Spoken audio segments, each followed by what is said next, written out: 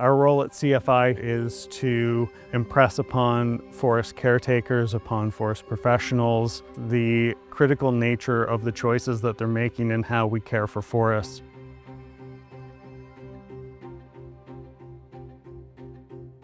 Climate-focused forest management is an emerging paradigm when it comes to forest management that still generates forest products and still generates timber, but the focus has shifted instead to climate change resilience, increasing the carbon sequestration and storage capacity of the forest, and also continuing to provision and encourage biodiversity habitats. Historically, the Wabanaki forest region was characterized by having quite a lot of old forest. This forest now, since colonization and since the advent of timber-focused forest management, is no longer very resilient to disturbances and threats. Community Forests International works with all different types of forests, including those that have been heavily degraded through clear-cutting, and then we permanently remove those forests from the intensive clear-cutting cycle. Overall, Community Forests International specializes in managing all types of forests in the Wabanaki region to increase their climate change resilience. The way that Community Forests International approaches this is by first examining the science and the research and development and actually trialing different activities on the land base in the forest to test out what are the best and most feasible activities that we can undertake to increase the resilience of our forests, but also what are the activities that are reasonable for other forest stewards to actually do. Where we're standing right now, we've done an continuous cover or regular shelterwood harvest. And in an ideal situation, we would see more of this style of forestry on the landscape. As you can see, we've already got natural oak seedlings here. We've retained a lot of the red maple, white pine, large white birch, which will be future cavity trees or future products that we can take out. These sites that are like this that have a larger component of hardwood species are also less fire prone and contribute to higher amounts of carbon storage on the landscape than pure stands of softwood planted sites. What we are trying to accomplish is to restore that structural diversity, that age class diversity. We've now got more coarse woody debris in here. Planting is a great restoration tool in a lot of cases, but when you're working with an already fairly intact forest with a diverse species composition like this one, you don't have to plant in that case. We have what we need here to start with, and all we have to do is figure out how not to screw it up.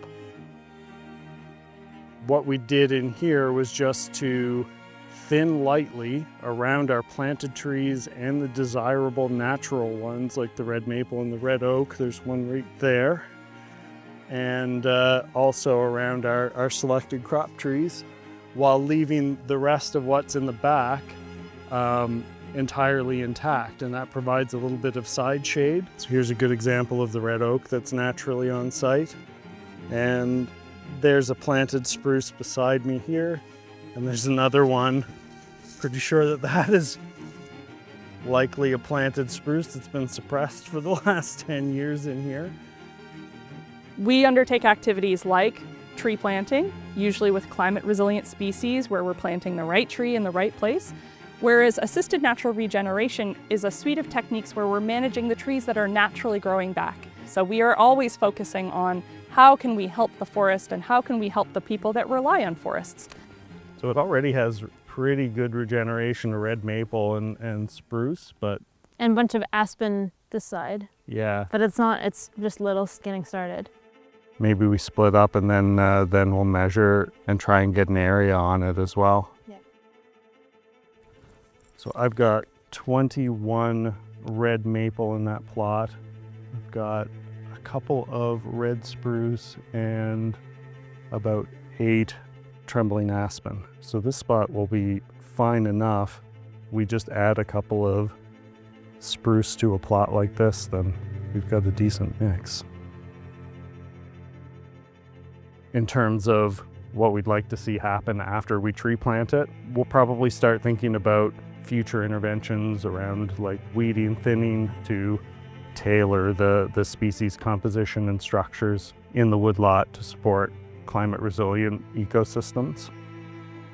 Climate-focused forestry involves working with natural diversity to enhance it where it's been lost. Oh, no way. Yeah. You sure? Well, look how big that is, though. We're also really conscious of any sign of endangered species, and this area of Cumberland County is thought to be one of the last holdouts for remaining moose in the province. So any sign like that, we'll try and geolocate and report it to the Department of Natural Resources. So this will be some comb production. Maybe we will have a little bit of natural regeneration, but I don't think it's going to be complete by any stretch. Compared to some of our other plots, this plot has hardly anything for regeneration. So where other spots, if they had 7 or 8 or 10 trees, we don't need to plant as much. Here, there's not really anything for trees, so we'd need to plant a few more. And that just gives us a little bit more density to work with. Denser forests hold more carbon, and then we might have more choices in the future how we care for that and change it over time. What I'd like people to understand is that we are actually faced with the loss of something that's critically important. If we don't actively work with our forests and try to increase their resilience to climate change, we will lose the capacity of this forest to actually pull carbon out of the atmosphere. And so if we don't do the work of supporting forests and managing forests to increase their resilience to climate change, then we're going to lose these trees and we'll lose the really important functions that they perform in supporting us and in supporting communities.